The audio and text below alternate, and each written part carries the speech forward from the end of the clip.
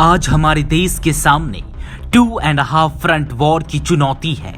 यानी एक तरफ पाकिस्तान है, दूसरी तरफ चीन है और हाफ फ्रंट उन लोगों का है जो इसी देश में रहकर भारत को अस्थिर करने की साजिश रचते हैं। हकीकत यह है कि अब आधुनिक युद्ध सीमाओं पर नहीं होगा।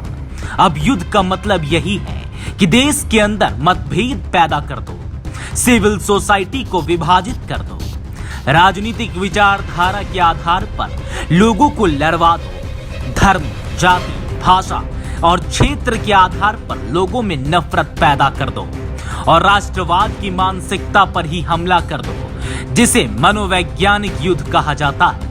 आधुनिक युद्ध यानी मॉडर्न वॉरफेयर का सबसे घातक हथियार यही है, जिसे विपक्षी दल मानने के लिए ही तैयार नहीं है। उनके लिए सरकार भी एक राजनीतिक पार्टी है और सरकार का विरोध करना ही राजनीति है।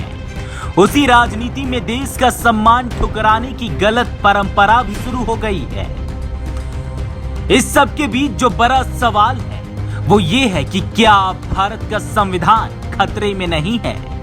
हमें लगता है कि बिल्कुल आज भारत का संविधान खतरे में है, क्योंकि अगर पैगंबर मोहम्मद साहब के अपमान पर हमारे देश में हंगामा होता है और हिंदू देवी देवताओं के अपमान पर सन्नाटा छा जाता है, तो ये कहना गलत नहीं होगा कि भारत का संविधान खतरे में है। अगर अभिव्यक्ति की आजादी के संवैधानिक अधिकार को धर्म के आधार पर विभाजित कर दिया जाता है, तो यह स्पष्ट रूप से दिखता है कि आज भारत का संविधान गंभीर चुनौतियों का सामना कर रहा है। फिल्म मेकर लीना मणिमाकली ने हाल ही में अपनी एक डॉक्यूमेंट्री का पोस्टर रिलीज किया था, जिसमें हिंदू देवी काली को सिगरेट पीते हुए दिखाया गया था। इस मामले में उनके खिलाफ कई राज्यों में एफआईआर दर्ज हुई, लेकिन हमारे देश के बुद्धिजीवियों, लिबरल और विपक्षी दलों के बहुत सारे नेताओं ने जिस तरह से पैगंबर मोहम्मद साहब के अपमान पर अपनी आपत्ति दर्ज कराई, उस तरह से हिंदू देवी देवताओं के अपमान पर कुछ नहीं कहा।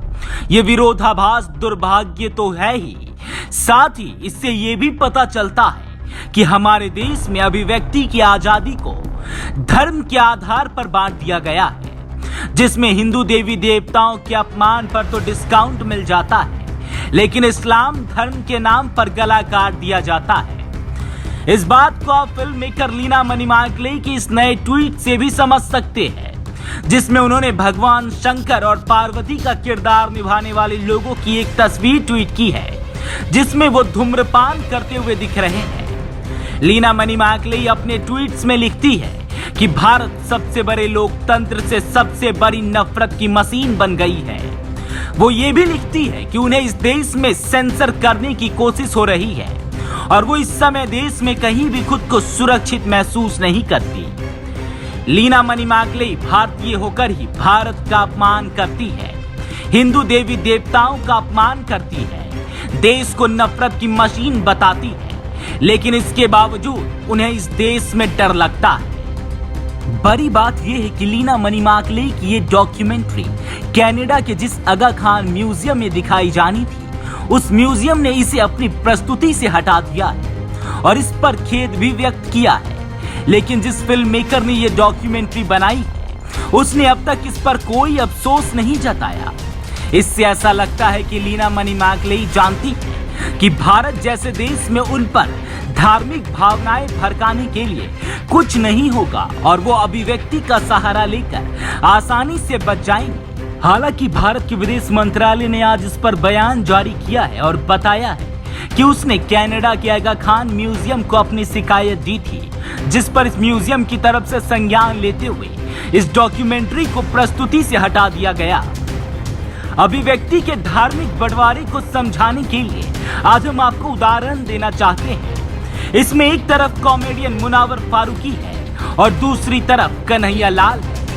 दोनों ही लोगों को धार्मिक अपमान के मामले में आईपीसी की धारा 295(ए) के तहत गिरफ्तार किया गया था, लेकिन मुनावर फारूकी की गिरफ्तारी के बाद वो जेल से बाहर आ गए और उन्होंने एक रियलिटी शो जीत लिया।